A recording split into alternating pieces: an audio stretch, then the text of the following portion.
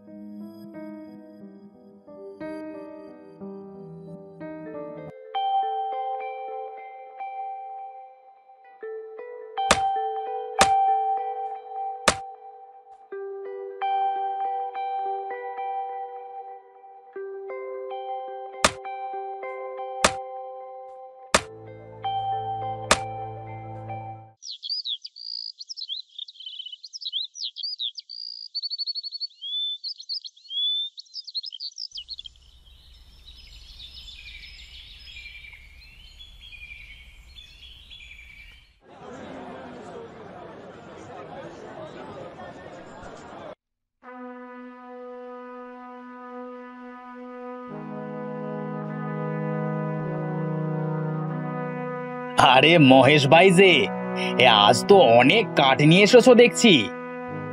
হ্যাঁ ভাই, আজ মেয়েটা মাছ আর মাংস খেতে চাইছে, তাই বেশি করেই কাঠ কেটে আনলাম। এখন এগুলো নিয়ে আমাকে টাকা দাও তো। হ্যাঁ হ্যাঁ দিচ্ছি, এই নাও তোমার টাকা।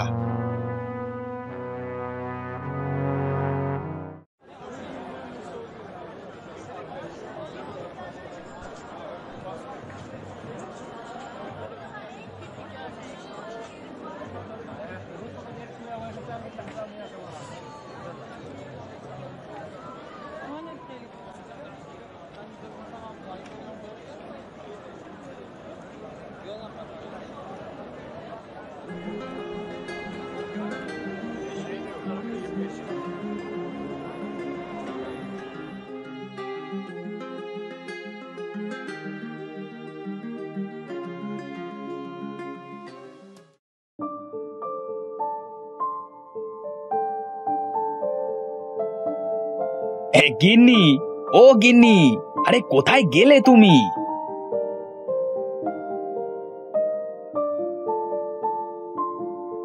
এই দেখো কত বড় মুরগি এনেছি, সাথে মাছও আছে। বলে কি মেয়ের কথায় যে এতগুলো টাকা খরচ করলে? যদি কোনো বিপদ হয় তখন কি করবে শুনি? তোমাকে এত বেশি ভাবতে হবে না, আমার একটা মাত্র মেয়ে, আমার তো আর সবসময় মাংস কেনবার সামর্থ্য থাকে না। এখন টাকা আছে, মেয়েটা খেতে চেয়েছে তাই নিয়ে আসলাম।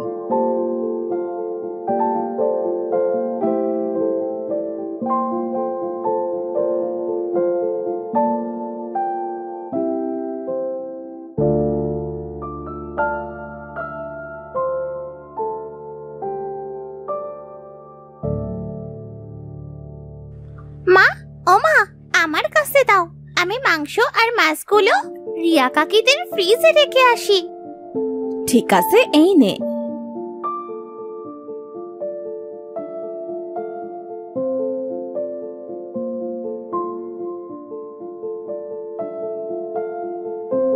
রিয়া কাকি, ও রিয়া কাকি,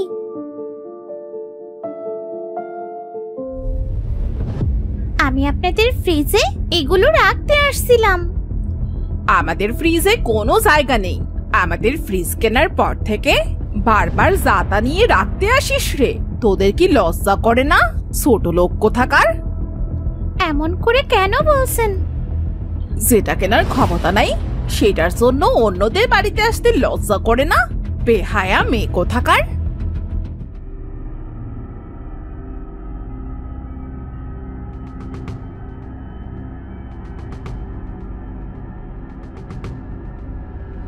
কি রে মা, তুই এভাবে কাঁদছিস কেন? বাবা, রিয়া কাকিদের বাড়ি এগুলো রাখতে যাওয়ায় রিয়া কাকি আমাকে অনেক খারাপ কথা বলেছে। কি বলেছে মা, আমাকে বল। কাঁদিস না মা, আমরা গরিব, তার জন্য আমাদের এমন কথা শুনতে হয়। বাবা, ও বাবা, আমাদের একটা ফ্রিজ কেনো না। কোথায় পাবো রে মা আমি ফ্রিজ কেনবার টাকা? আমার কপালটাই খারাপ, আমি তোর কোনো ইচ্ছাই পূরণ করতে পারি না। কি হলো, তোমাদের দুজনের মন খারাপ কেন? মাংস আর মাছ ফ্রিজে নেয়নি তাই? আমি তো জানি নিবে না। আমাদের মতো মানুষদের কিছু ওদের মতো বড়লোক মানুষেরা নেয়।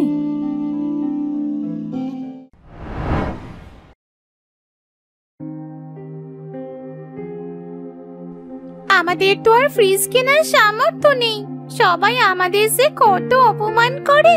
কালকে রিয়া কাকিও অন্যদের মতো দূর দূর করে তাড়িয়ে দিল।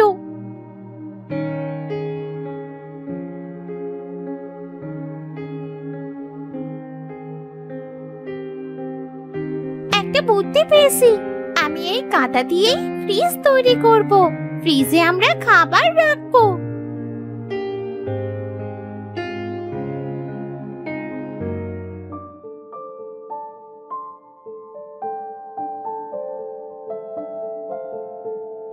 মাটি দিয়ে ফ্রিজ তৈরি করতে কেন পারছি না? আমার যে ফ্রিজ তৈরি করতেই হবে।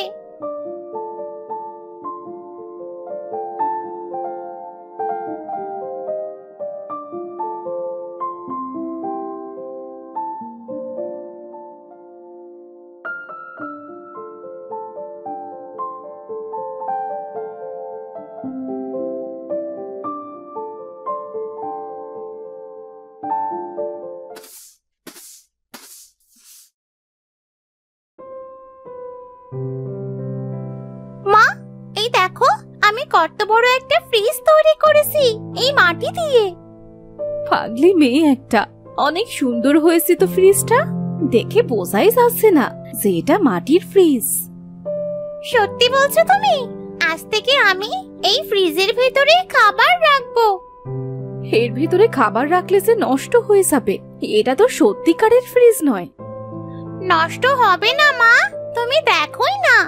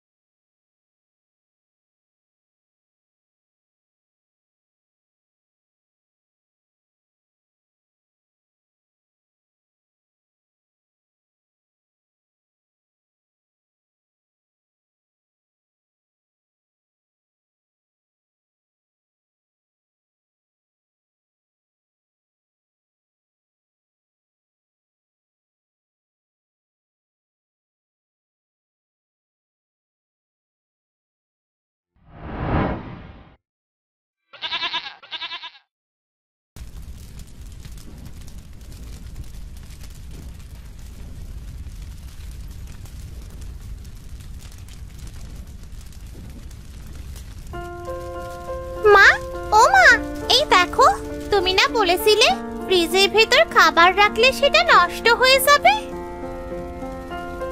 হ্যাঁ, সেটাই তো বলেছিলাম, কিন্তু কেন, কি হয়েছে?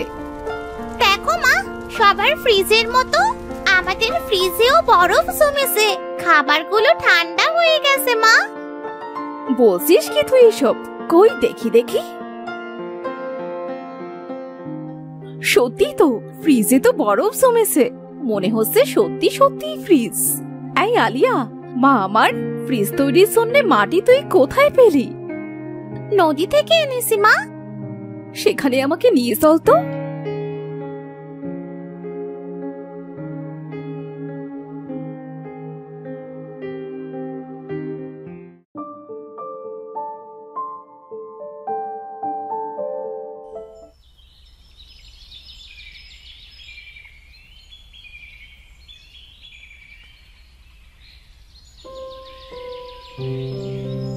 কি আছে এই অদ্ভুত মাটিতে? সেখান থেকে ফ্রিজ তৈরি করে নিয়ে গিয়েছে, সেটাই অরিজিনাল ফ্রিজ হয়ে গেছে। কে আপনি? আপনি কি জলপরি? তুমি ঠিক ধরেছ, আমি জলপরি। আমি অদৃশ্য হয়ে থাকি।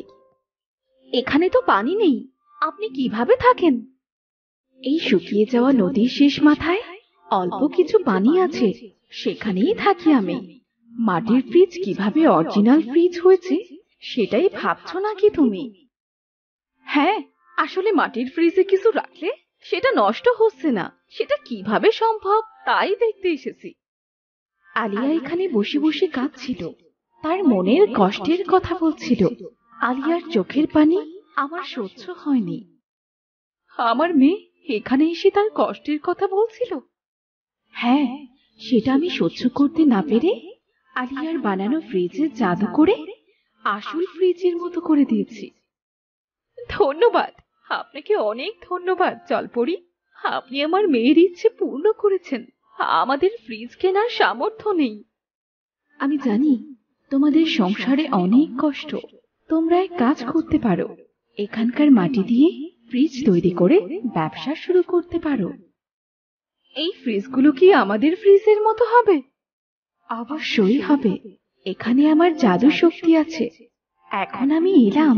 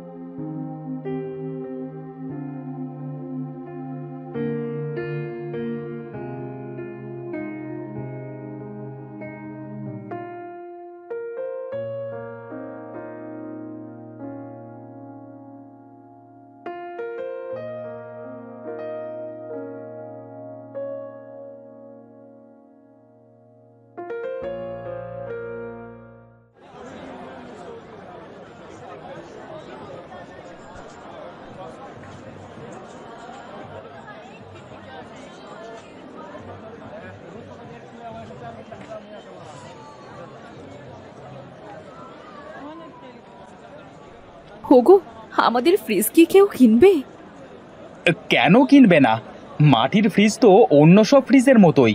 অন্য ফ্রিজ নষ্ট হলেও এই মাটির ফ্রিজ কখনোই নষ্ট হবে না। ভাই, এখানে মাটির ফ্রিজ নিয়ে বসে আসো কেন? হ্যাঁ, এই মাটির ফ্রিজ আমরা বিক্রি করব। এই মানুষ মাটির ফ্রিজ কিনে কি করবে শুনি? এটা অন্য সব ফ্রিজের থেকে অনেক ভালো। অন্য ফ্রিজ নষ্ট হলেও এই মাটির ফ্রিজ কখনো নষ্ট হবে না, দামও অল্প। কি বলছো? মাটির ফ্রিজে কিছু রাখলে নষ্ট হবে না? না। কই? এই তাহলে আমাকে একটা দাও তো।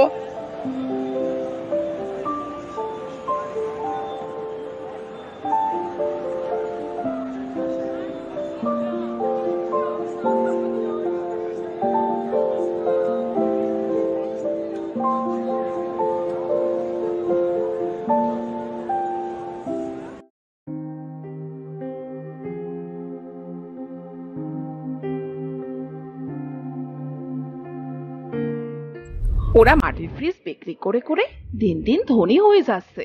দেশ বিদেশ থেকে লোক এসে ওদের কাছ থেকে ফ্রিজ কিনে নিয়ে যাচ্ছে। কত নাম ডাক ওদের। আমিও এবার মাটির ফ্রিজ তৈরি করে বিক্রি করব।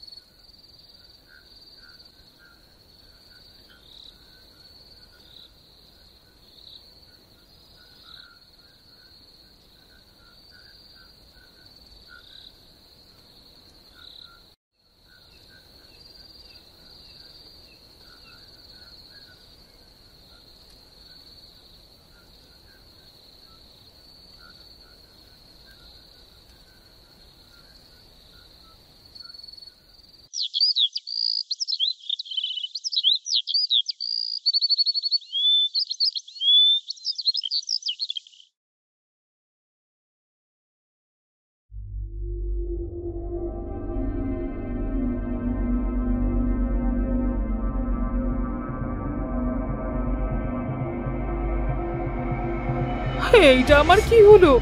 আমার ছেলে মারা কেন গেল? এই মাটির ফ্রিজে যা কিছু রেখেছি তার সব কেন সাপ হয়ে গেল? আমাকে ওই নদীতে যেয়ে জিজ্ঞেস করতে হবে।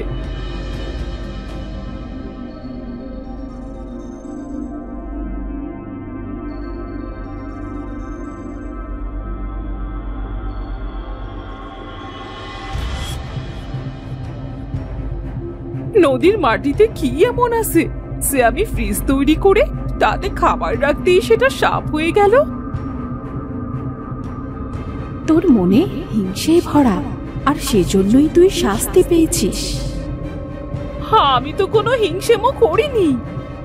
করেছিস, করেছিস আলিয়ার সাথে। আবার ওদের এত উন্নতি দেখেও লোভ করেছিস, আর এজন্যই তো তুই শাস্তি পেয়েছিস। আজ আমার লোভ আর হিংসের জন্যে আমার ছেলেটাকে হারালাম। আমি আর কখনো কারো সাথে হিংসেমো করবো না। কারো কিছু দেখে আমি আর লোভ করবো